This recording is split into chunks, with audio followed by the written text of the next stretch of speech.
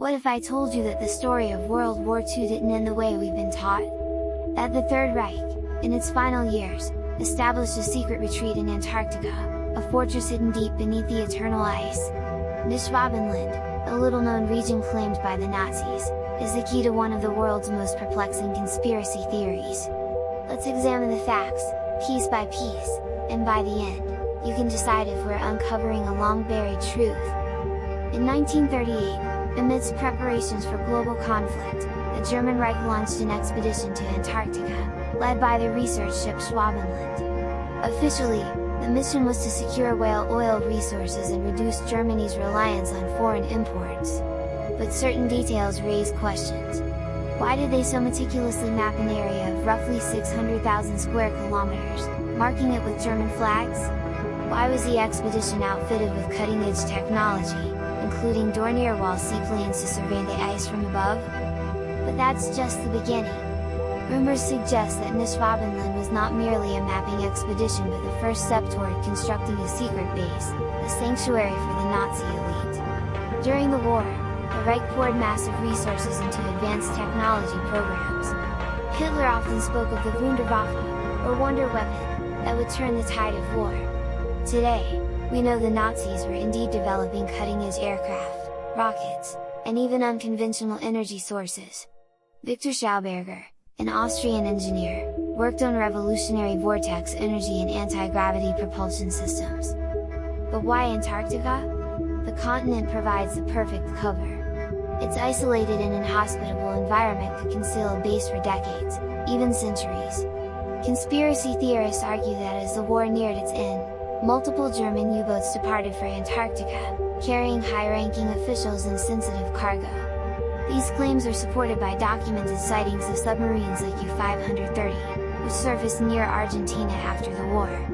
Crew members reportedly hinted at secret missions to uncharted destinations in the Southern Ocean. Now consider Operation Highjump. In 1946, just 1 year after the war's end, the United States launched a massive military expedition to Antarctica. Officially, Operation Highjump was a large-scale exercise to test military capabilities in polar conditions and gather scientific data. But skeptics question the scale of the operation. Over 4,000 men, 13 ships, and 33 aircraft participated. Why such an overwhelming presence for a supposedly peaceful mission? What's even more curious is how abruptly the mission ended. Planned to last several months, the fleet was withdrawn after only 8 weeks. Rumors persist of encounters with mysterious flying objects or severe battles in the ice. Admiral Richard Byrd, who led the expedition, reportedly warned in an interview that the US must prepare for potential attacks from the polar regions. This statement has fueled speculation that the operation uncovered something extraordinary, perhaps remnants of Nazi technology. The Antarctic Treaty of 1959 adds another layer of intrigue. Signed by over 50 nations, the treaty strictly regulates access to the continent, ostensibly to protect its environment and preserve it for scientific research. Yet critics ask, why is access so tightly controlled? Even well-equipped expeditions require special permits, and vast areas of Antarctica remain unexplored to this day. Strange anomalies detected in Antarctica lend credence to these theories. Satellite imagery reveals bizarre circular formations and rectangular structures that don't appear natural.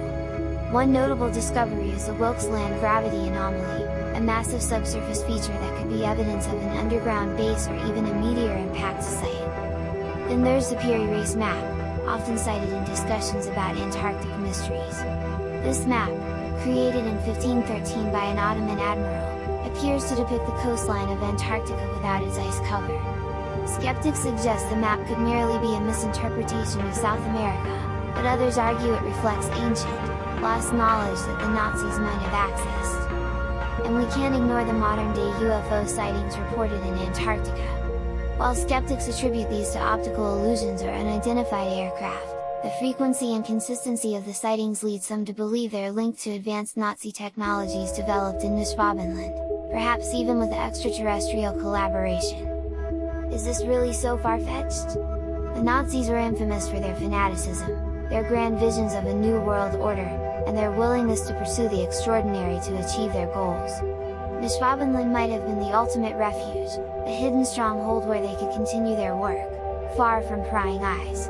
The combination of U-boat missions, Operation Highjump, and unexplained anomalies in Antarctica paints a picture that's hard to dismiss. Of course, much of this remains speculative. But the question remains, why are there so many inconsistencies, and why has Antarctica been so strictly controlled for decades? If Neuschwabenland is just a myth, why does it persist with such intensity? Perhaps because it holds more truth than we've been led to believe.